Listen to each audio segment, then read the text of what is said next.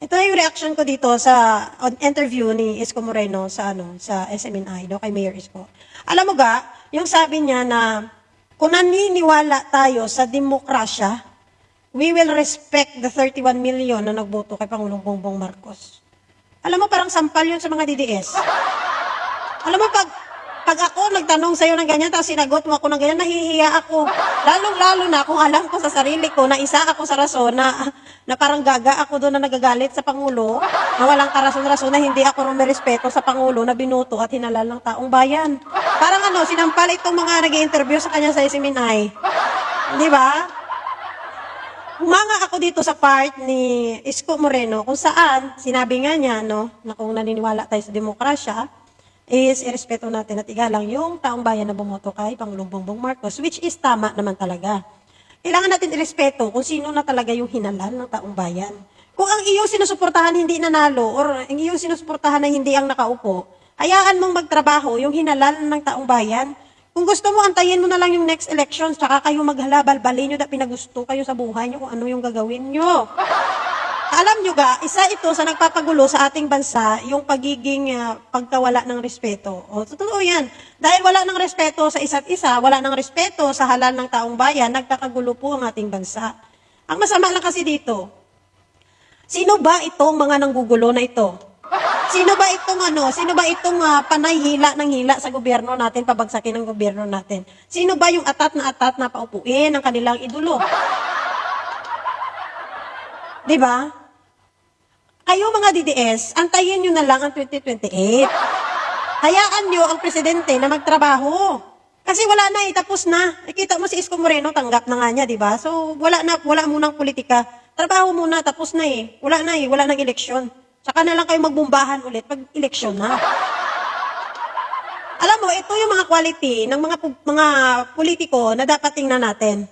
Yung hindi talaga sila namumulitika, yung tanggap nila, yung pagkatalo nila, at mas inuuna ang kapakanan ng taong bayan. Kung mapanood mo ang full video nito, sinasabi nga ni Isko Moreno kahit si Leni man yan, si Sara man yan, si Remulla man yan, kahit sino pang presidente ang uupo, ihihimod niya daw lahat para sa kanyang mamamayan sa Manila. You see? Yan ang tinatawag natin na wala kayang pakialam kung sino ang nakaupo, basta kung ano ang mapakinabangan ng iyong mamamayan, go ka. Hindi kaya mamulitika. Ang importante sa iyo, yung iniisip mo, is yung kapakanan ng mga mamamayan.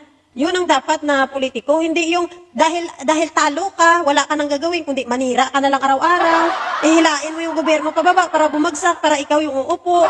Alam mo yun? Yung wala ka nang ibang ginawa, kundi manira ka na lang yan ng manira. At yan ang nakakasama sa ating bansa. Alam nyo, bakit hirap na hirap ang ating bansa umahon? Kasi may mga politiko na pilit din nilang binababa ang ating bansa, ang ating gobyerno. Yan ang yung isipin nyo mabuti, i-analyze nyo mabuti yan. Kung ang mga politiko, kagaya nito ni Isko Moreno, na walang tinitingnan, hindi na mumulitika, wala siyang pakialam kung sinong uupo, presidente, ang importante sa kanya is yung mamamayan niya.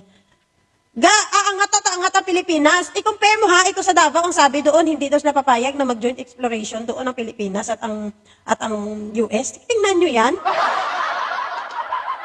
Paano tayo i-improve niyan kung ang ganyan ang isip ng mga sa gobyerno at sa politika? Na imbes na, sige, malaking tulong ito sa bansa natin, malaking tulong ito sa bayan natin, sa mamamayan, malaking tulong ito. Ay, hindi sila papayag. Mga ampalaya sila yaga. At dahil dyan, sa ganyang ugali ng politiko na ayaw magtrabaho, porket hindi nila kaalyado ang nakaupo, yan ang nagpapahirap sa bayan. Ang tawag dyan, mga selfish sila yaga. Wala silang pakialam yaga sa mga mamamayan. Ang mahalaga lang sa kanila yaga ay ayaw ko dyan. Ayaw nila sariling interes nila. Ayaw nila kasi ayaw nila na magkaroon ng proyekto ang kanilang kalaban sa kanilang lokal. Para sabihin ng lokal nila ay pinapabayaan kami ng gobyerno. Pero alam niyo naman walang magagawa dyan ang Davao. Pag ginusto talaga ng nasyonal, wala silang magagawa dyan, wala. No? Yan ang lagi nating iisipin ng Mamili tayo ng politiko na inuuna po ang kapakanan ng taong bayan, inuuna po ang mamamayan. Huwag tayong pumili ng selfish at wala naman talagang pakialam sa taong bayan. Kung mapakinabangan ba yan or what, wala silang pakialam. Basta ang mahalaga sa kanila, hindi matuloy ang proyekto para sabihin walang ginagawa ang gobyerno. Di ba masama? Ang sama, no? Ang sama ng ugali na yan. Kaya mag-isip-isip tayong mabuti and grabe to. Ang ganda ng ano nito ni Isko Moreno dito. Ang kanyang interview. So panoorin niyo po yung full video niya at nakakahiya talaga, parang sampal na sampal ang mga DDS dito.